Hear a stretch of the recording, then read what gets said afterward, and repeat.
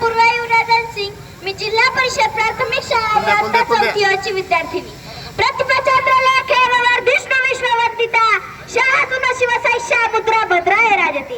विजयसारखी तलवार चालून गेला, निधड्या छातीने हिंदुस्थान हालून गेला, वाघनख्याने अफजल खानाचा खोथळा पाडून गेला, स्वर्गात गेल्यावर ज्याला देवांनी झुकून मुजरा केला, असमर्थ मराठा शिवबा होऊन गेला, असमर्थ मराठा शिवबा होऊन गेला.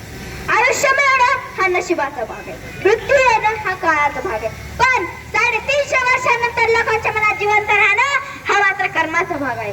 स्वराज्याशी नीव ठेवणाऱ्या राजमातेची जाऊ शहाजीराजे, स्वराज्य उभा करणारे छत्रपती शिवराय आणि त्या स्वराज्याचे रक्षण करणारे धर्मवीर स्वराज्य रक्षक छत्रपती संभाजीराजे यांना माझा मानाचा मुजरा. राजमाता जाऊनी शिवराय घडवली. हो, कसे होते राजे? विचारा विचारा त्या सह्याद्रीला माझा शिवबा कसा होता. रुद्राचा उद्धार, वाघाचा ठसा होता.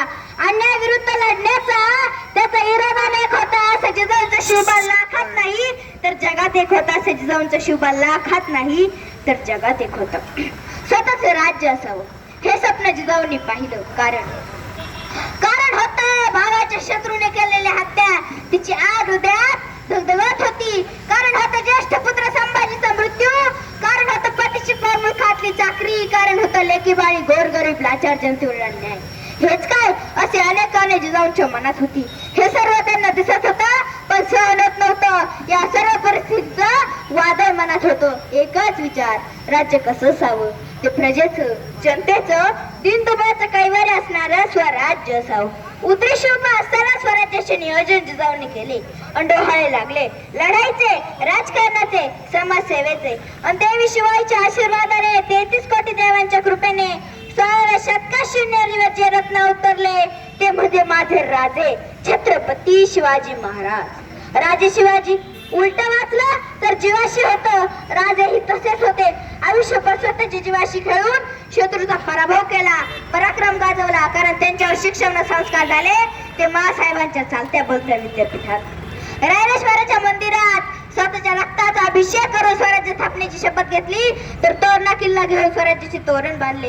अनेक मावळे सोबत घेतले. पराक्रम सुरू झाला.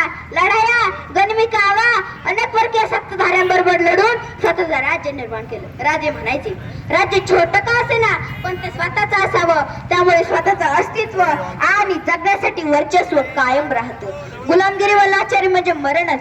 ओहो, नोकरी मिळवण्यासाठी शिकाल तर नोकर व्हाल, पण ज्ञान आत्मसात कराल तर या जगाचे मालक व्हाल. सह्याद्रीच्या कातळी छातीवर 32 मनुष्य सिंहासन संस्थापून कैक शतकाचा पारतंत्र्याचा अंधार चिरून स्वातंत्र्याची ज्योत पेटविणारा सामर्थ्यवंत स्वातंत्र्यवीर म्हणजे राजा शिव छत्रपती यांना माझा मानाचा मुजरा. असा राजा पुन्हा होणार नाही. त्यांची तुलना कोणाशीच होऊ शकत नाही.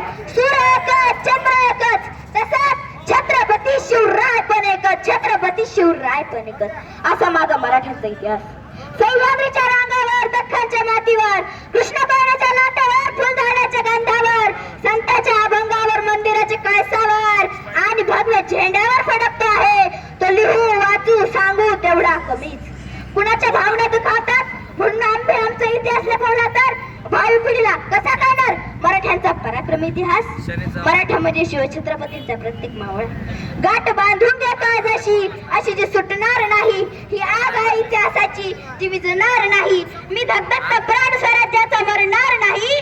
शिवछत्रपतींच्या कीर्तीला शब्द माझे पुरणार नाही. शब्द माझे पुरणार नाही. कलम नव्हती, कायदा नव्हता, तरी सुद्धा सुखी होती प्रजा. कर सिंहासनावर बसला होता माझा छत्रपती शिवाजी राजा, माझा छत्रपती शिवाजी राजा. वेळी शस्त्र उचलले म्हणून या भगवाचे विश्व राहिले. राजे तुम्ही होता म्हणून आम्ही हे हिंदवी स्वराज्य पाहिले, म्हणून आम्ही हिंदवी स्वराज्य पाहिले. कुणाचा जन्म कुणाला काय देऊन गेला माहित नाही, पण माझ्या राजाचा जन्म आम्हाला स्वराज्य देऊन गेला, आम्हाला स्वराज्य देऊन गेला. हे स्वराज्य राखणारे राज्याचे धाकले धनी स्वराज्य रक्षक शिवपुत्र संभाजीराजे यांचा फेब्रुवारी ते मार्च बलिदान मास. ज्या औरंगजेबासमोर अखंड भारतातील राजांनी गुडघे टेकले, पण सह्याद्रीच्या छाव्याने त्यालाच गुडघे टेकायला लावले. त्याचे डरकारीत दिल्लीचे तख्त हरले. झुकला औरंगे म्हणे कैसा हा छावा, झुकला औरंगे म्हणे कैसा हा छावा. असमर्थ मराठा पुन्हा पुन्हा जन्म पुन्हा जन्माला यावा.